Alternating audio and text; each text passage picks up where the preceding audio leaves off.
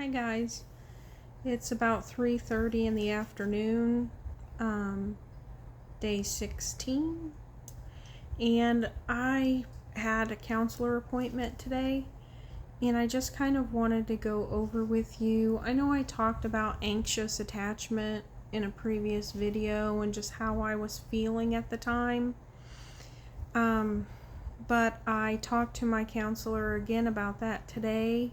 And I got some more useful information from her, and I also just kind of delved into my past, and it really was eye-opening to me to understand why I might be feeling these feelings or emotions, or why I might have the thought patterns that I have. So I thought I might just pass along a little bit of the information that I learned, and also just a little bit more about me, because maybe somebody else out there is going through a similar circumstance, and maybe this will help you in some way. So what I learned today about anxious attachment is that typically in children from birth to 5 is when we start to,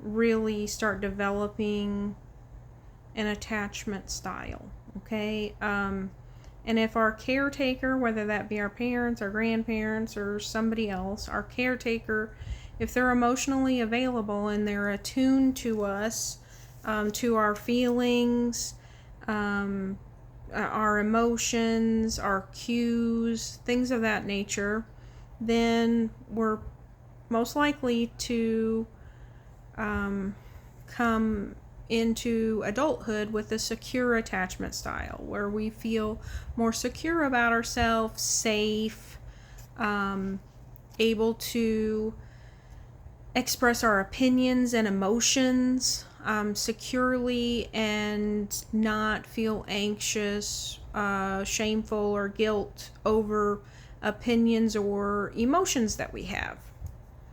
For me, I have a more anxious attachment style because during my early years of life, I experienced kind of different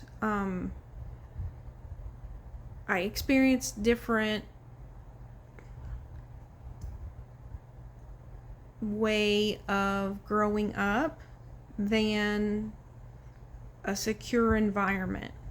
So just a little bit of background about me. My mom and dad worked in a factory, 12-hour shifts, rotating, what they called swing shift. So it was constantly changing what shift they had to work, whether it be morning shift, mid shift, overnight shift. So it was ever changing, and they were the breadwinners for the entire family. So not just for me, not just for the two of them and the 4 children that they had, but also for our grandparents and our 2 uncles. We lived in a poor household, and my parents financially held the house together, or held the family together, with just the 2 of their paychecks, and they worked 12-hour shifts. So how this would work is my grandparents had a home, my parents also had a home, but it was in a different town, like 15 minutes away. And they would work swing shift. They would get off work and either go to sleep for a little bit, then come down to our grandparents' house, because our grandparents babysat us, but it was more so we lived with them. And then our parents would pick us up and either take us out to eat or take us to their house. We may eat, go to the grocery store, pick up some groceries from my grandparents' house, and then go back to my grandparents' house. Or we might get picked up for the night. We would spend the night with our parents, and then we would go back to our grandparents' house. But it was for brief periods of time, unless it was my parents' days off, and then we would spend a day and a half, 2 days, whatever it was, with them, and then we would go back to our grandparents' house. So it was more like we lived with our grandparents and we saw our parents. That was the arrangement when I was young. I very early age, I connected and bonded with my grandmother more as a mother figure. And living there, I felt like I had a good childhood. So we would always play outside, great imaginations, like she would make meals every Sunday, and our family and extended family would come over and have Sunday lunch, constantly playing outside. So we had a big yard, so we would play in the yard. We had a hill in our backyard that had rocks in it and stuff, and we called it the dirt pile, and we would go out there and play and pretend and run around, and then we had a little concrete slab in the front of the house, and we would ride big wheels on that. And so I have a lot of fond memories of staying there, being with my grandparents, and just being free to be a kid. Where my anxious attachment comes from, though, is more so being with my parents and experiencing that household. So, of course, it was kind of polar opposite there, okay? My parents worked 12-hour shifts. They were exhausted. They were agitated. Having 4 young children, running around and trying to play and do all of that was not ideal. So it was agitating to them, of course, because they were tired. And them being financially responsible for not just their household, but extended family was very straining on them, on their relationship, on their relationship with our grandparents, so on and so forth. You know how much money can cause drifts in family members, in relationships, how financial strain puts strain on everything. So it was like night and day as far as environments, okay? So the environment that we had with our parents was, the household was not taken care of. It was not clean. It was not sanitary.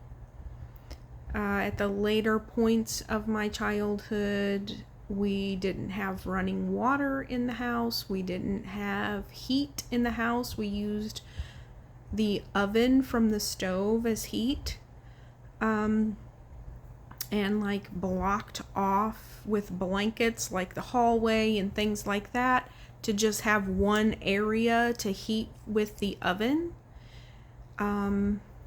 We had pests, we had animals, we had dogs, and they were not cleaned up after. So the living conditions were the exact opposite. And